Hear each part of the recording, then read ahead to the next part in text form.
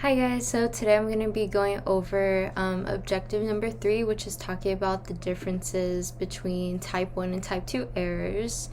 And so to start off, I want to go ahead and define it first. So type 1 essentially means that it's going to be a false positive. So with this one, after all the tests are concluded and the research has been done, the researcher is essentially saying that there is going to be a difference, but in reality there won't be. So that's what makes it seem like it's a false positive.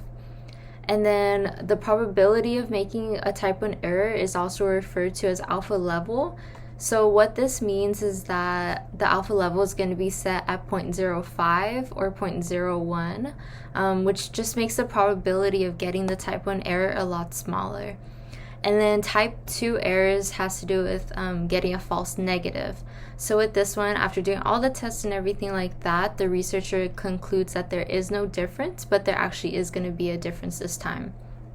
And then with type 2 errors, it's going to vary with sample size, sample variability, effect size, and the alpha. So let's say that you have a research question, and in this question, someone's asking if swimmers have a higher VO2 max than runners do. So you might come to the conclusion that after doing research and tests that there is a difference, but there actually isn't. So for example, this is going to be type 1 error or false positive. And then if you come to a conclusion that there isn't a difference, but there actually is one, it's just going to be a type 2 or a false negative.